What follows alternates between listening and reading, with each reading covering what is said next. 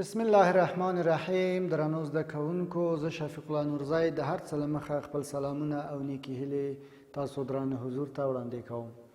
خدای دې وکړي چې روغ جوړ او د روغتیا جامې مو په تن وي. درنو زده کوونکو، هیله من یم چې خپل قلم کتابچه مو د ځان سره تیار کړي وي تر څو نوی لوست پیل کړو. خو مخکې د دې نه چې نوی لوست پیل کړو، یو ځل تیر لوست ته ورګرځو او د تیر لوست څخه یوه لنډه یادونه کوو. درنو زده کوونکو، د موږ او تاسو تیر لوست د دریم څپرکي لنډیز او پوښتنې وې. موږ او تاسو د دریم څپرکي د لنډیز مهم ټکي تشریح او همدارنګه د دریم څپرکي پوښتنو ته مو ځوابونه ورکړل. همدارنګه درنو زده کوونکو، تاسو ته مې د دریم څپرکي تشریح پوښتنې د کورنۍ دندې په صفت باندې سپارلې وې، یعنې تاسو ته مې هغه کورنۍ دنده درکړې وه تر څو تشریح پوښتنو ته ځوابونه پیدا کړئ. هیله من یم چې دا کار به تاسو ترسره کړی وي او خپل کورنۍ دنده به مو سرته رسولې وي.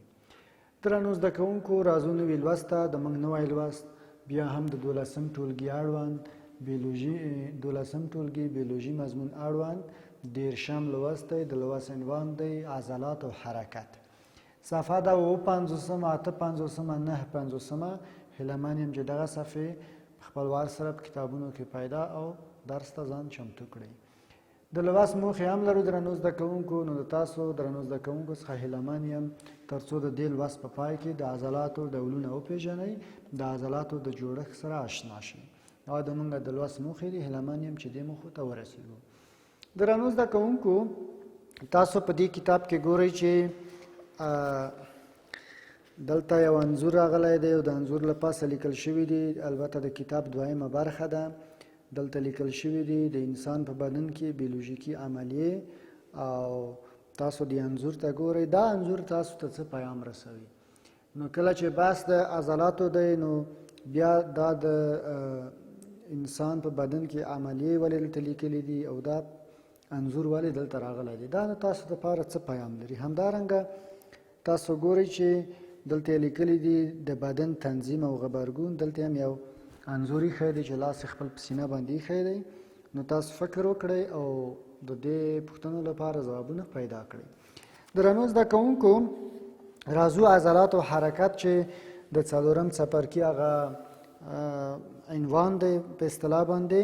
د انسان بدن د هغه ماشین ته ورته دی چې ورته جوړښت لري چې زیرمه شوې کیمیاوي انرژي په میخانیکي انرژي باندې اړوي. تاسو پوهیږئ درنو زده کوونکو چې بیلابیل ماشینونه د موږ او تاسو په ژوند او چاپیریال کې شته چې یو ډول انرژي په بل ډول انرژي باندې اړوي. لکه څنګه چې تاسو ګورئ ځینې ماشینونه دي چې تیل په هغه کې موږ اچوو او د تیلو څخه موږ ته برېښنا تولیدوي. نو اوس د انسان بدن هم د هغه ماشینونو په څیر دی چې کیمیاوي انرژي په میخانیکي انرژي باندې اړوي، او همدارنګه د انسان د همدغه ماشین دی چې د انسان د بدن بیلابیل غړي د خپل دندې سرته رسوي او دغه په وسیله باندې بیلابیلې عملیې سرته رسیږي. درنو زده کوونکو، او عضلات هغه کومه چې موږ وایو عضلات، نو په هغه کې هغه مهمې برخې چې دي هغه اکتین او د یو د اکتین رشتې دي یا تارونه دي، او بل هم د میوزین تارونه دي چې د دغه تارونو په وسیله باندې عضلات کوتا او همدارنګه اوږدېږي تر څو بیلابیل حرکتونه رامنځته کړي. لکه موږ وایو د تنفس د غړو حرکتونه، همدارنګه د معدې په برخه کې د معدې حرکتونه، موجي حرکتونه یا څپهیز حرکتونه، همدارنګه د لاسونو، د پښو او د بدن د نورو غړو حرکتونه، د زړه هغه تقلصات چې سرته رسیږي، دا ټول د یو ډول نه یو ډول عضلاتو وظیفه ده. راځو درنو زده کوونکو عضلاتو ته. خپل عضلات چې هغه لاتیني اصطلاح څه شی ده درنو زده کوونکو؟ لاتیني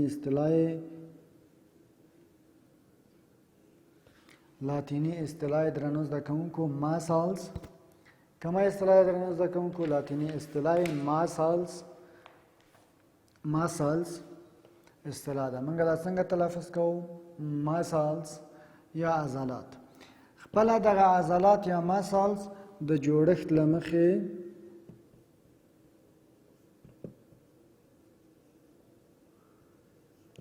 د جوړښت له مخې په 3 ډوله دي. په څو ډوله دي درنو زده کوونکو؟ په 3 ډوله دي.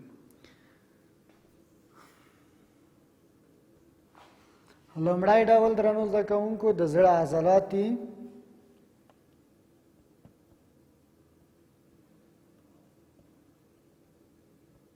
د زړه عضلات خط لرونکي غیر ارادي. لومړی ډول عضلات کوم عضلات دي؟ د زړه عضلات دي، خط لرونکي غیر ارادي دي. یعنی په عمومي ډول باندې موږ څو ډول عضلات لرو؟ 2 ډوله. یو ته موږ خط لرونکي وایو په اصطلاح باندې، په خط لرونکو کې یو چې د ښویه عضلات یو خط لرونکي عضلات. بیا خط لرونکي عضلات په 2 ډوله دي، یو خط لرونکي غیر ارادي عضلات، یو خط لرونکي ارادي عضلات. نو اوس دا لومړی چې دي دا درنو زده کوونکو د زړه عضلات خط لرونکي عضلات دي، ولی غیر ارادي عضلات دي. کله د زړه حرکتونه د موږ په اختیار کې دي. کله چې زړه هر قسم حرکت کوي هغه د خپل یو غیر ارادي مسله ده. زه نشم کولای چې اوس د خپل د زړه حرکت ودرم. درنو زده کوونکو باید ټکی تذیر شو چې ارادي او غیر ارادي څه. دغه لاس د ما په اراده دی. اوس دا لاس نه خورم، تاسو ګورئ نه خورم، خو کله چې زه وغواړم دا لاس خورم. خو د زړه حرکت د زړه خوریدل د ما په اراده نه دي. اوس زه تاسو سره خبرې کوم ولې زړه په نارمل ډول باندې غیر ارادي ډول باندې د خپل حرکات سرته رسوي. راځو درنو زده کوونکو دویم ډول عضلاتو ته. دویم ډول عضلات ښویه عضلات دي.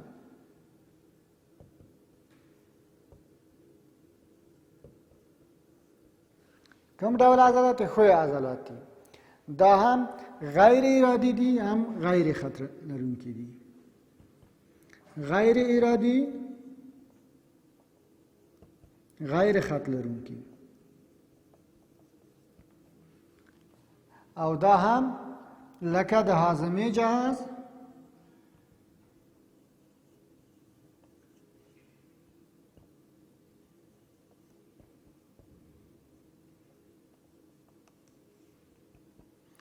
تنفسي جهاز او نور. نو دویم ډول عضلات رانو زده کوونکو، دویم ډول عضلات د موږ هغه عضلاتو چې موږ ورته وایو چې دا ښویه عضلات دي، هم غیر ارادي دي او هم غیر خط لرونکي دي. یعنی خط لرونکي هم نه دي او غیر ارادي دي. دا هم د موږ په اراده نه دي، لکه د هاضمې جهاز، تنفسي جهاز او نور. نو دا هم د بدن هغه داخلي عضلات دي چې د موږ په اراده نه دي او دې ته موږ وایو ښویه عضلات، یعنی خط لرونکي نه دي. او بالاخره دریم ډول عضلات رانو زده کوونکو، دریم ډول عضلات کوم عضلات دي؟ اسکلیټي عضلات دي.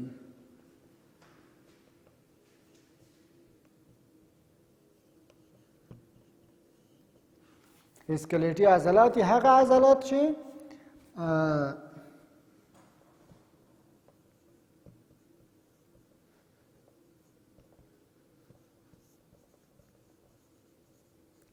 د تندون یا د پلو په وسیله باندې د هډوکو پورې نښتي.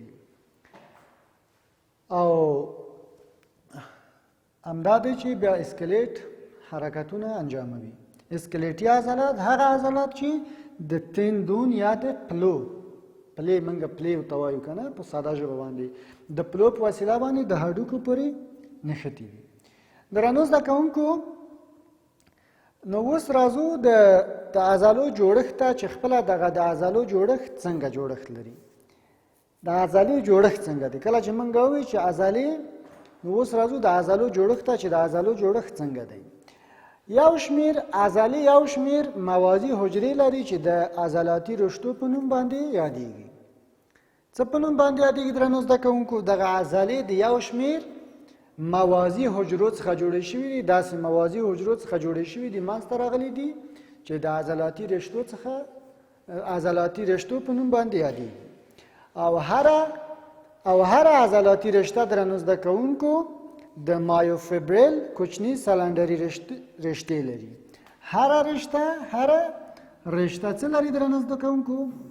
موږ وویل چې دغه عضلات د عضلاتي موازي حجرو څخه منځته راغلي دي چې دغه عضلاتي دغه حجرې د عضلاتي رشتو په نوم باندې یادېږي. اوس دغه عضلاتي رشتې د مایوفیبریل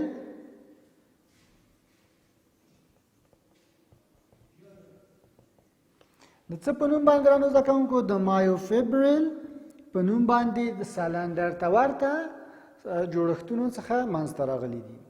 یا دغه عضلاتي حجرې یا عضلاتي رشتې د مایوفیبریل په نوم باندې سلندري جوړښتونه لري.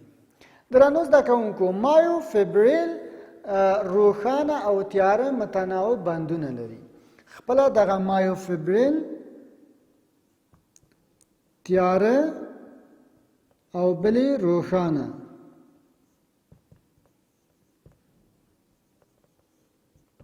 متناوب بندونه لري. خپله مایوفیبریل تیاره او روښانه متناوب بندونه لري. درنو زده کوونکو، چې د هر روښانه بند په مرکز کې د زید کرښې موجودې دي او د هر روښانه بند په منځ کې زید لاین یا هغه د زید کرښې شتون لري.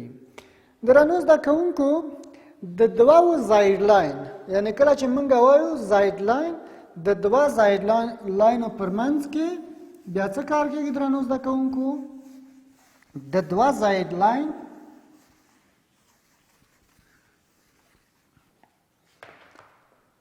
د دوو زید لاین په منځ کې جوړښتونه دي چې هغه ته څه وایي؟ سارکومیر ورته وایي. د دوو زید لاینو په منځ کې د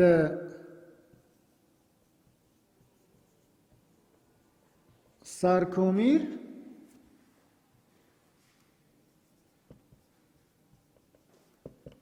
جوړښت شتون لري. او خپله دغه سارکومیر درنو زده کوونکو دوه ډوله رشتې لري، نازکې رشتې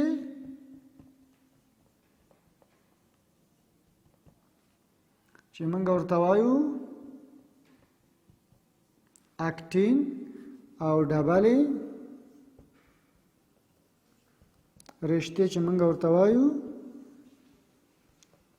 مایوزین. درنو زده کوونکو، همدارنګه تاسو د کتاب په انځور کې هم ګورئ چې په واضح ډول باندې د زید خطونه یا د زید کرښې ځکه ورته ویل کېږي چې د انګلیسي توري د زید په ډول دي او د هماغه دوه زید کرښو ترمنځ تاسو ګورئ سارکرومیر دی او سارکرومیر بیا هم د مایوزین او د اکټین رشتې لري.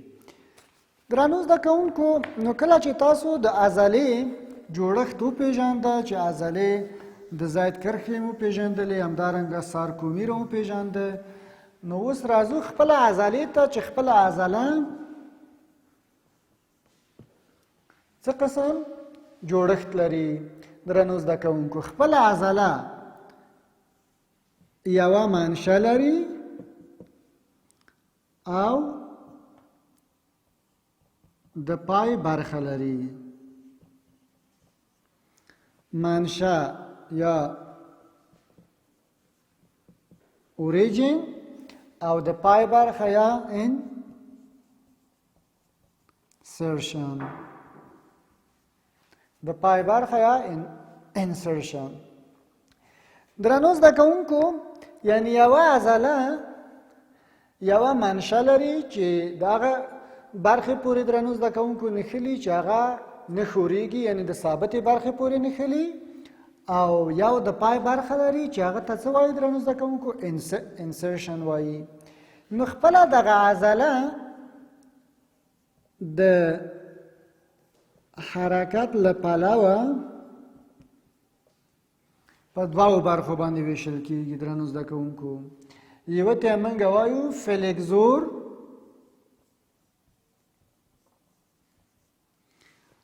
فلیکزور مسلز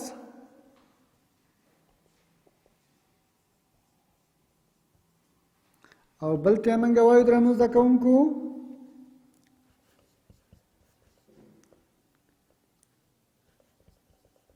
extensor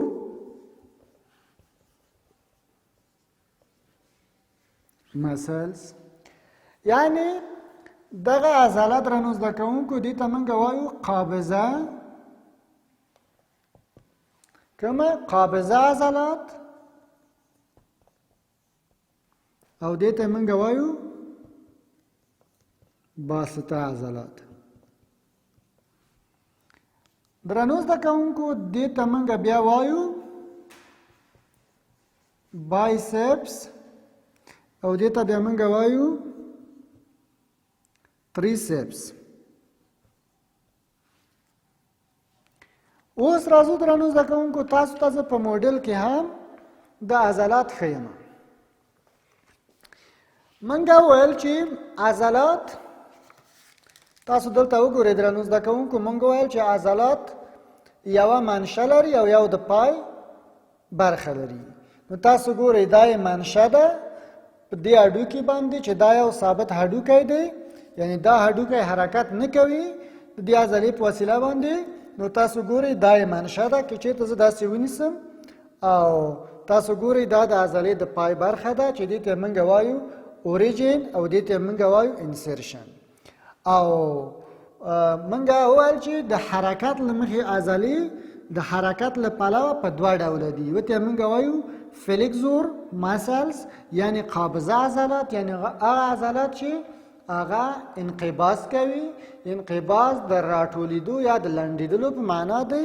نو تاسو ګورئ درنو زده کوونکو، او موږ وویل چې دا عضلات بایسپس یا دوه سرې عضلات دي. تاسو ګورئ دا یوه دوه سرې عضله ده او دلته نښتې ده. نو کله چې دا عضله خپل ځان راټولوي تاسو ګورئ درنو زده کوونکو چې لاس راټولیږي، لکه د ما لاس چې په دې ډول باندې حرکت کوي. تاسو ګورئ دا عضله په دې ډول باندې کله چې حرکت کوي نو دا لاس راټولیږي.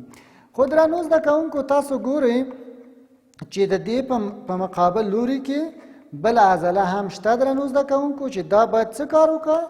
دا عضله باید لاس بیته سم کا. کله چې د دې عضلې په وسیله باندې لاس راټول شي درنو زده کوونکو، نو اوس دغه باسطه عضله چې دا باید څه کار وکړه؟ چې ترایسپس عضله ده، دا خپله دغه عضله ده، یعنی بایسپس یعنی یو دوه سره یعنی دا درې سره عضله ده. نو دا بیته د لاس د خلاصېدلو دنده پر غاړه لري. تاسو ګورئ دې عضلې لاس راټول کړه درنو زده کوونکو، نو کله چې دا عضله چې باسطه عضله د خپل کار کوي نو لاس بیته خوریږي.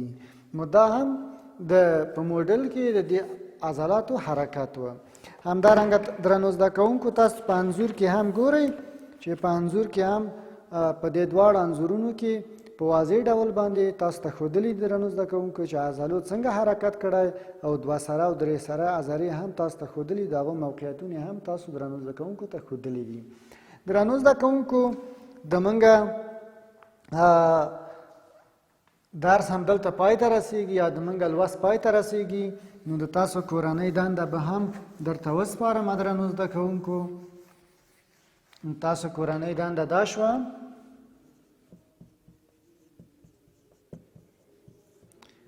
د دوه سره او درې سره عضلاتو توپیرونه ولیکئ. تاسو کورنۍ دنده شوه چې د دوه سره او د درې سره عضلاتو توپیرونه به لیکئ خپل کتابچو کې درنو زده کوونکو. د تاسو راتلونکی عنوان دی د عضلاتو د عضلاتي مزو یعنی الیاف د ښویدو فرضیه. نو موږ لوست درنو زده کوونکو همدلته پای ته ورسېده. د راتلونکي لوست پورې تاسو په لوی او بښونکي خدای سپارم. ښه ژوند ولرئ.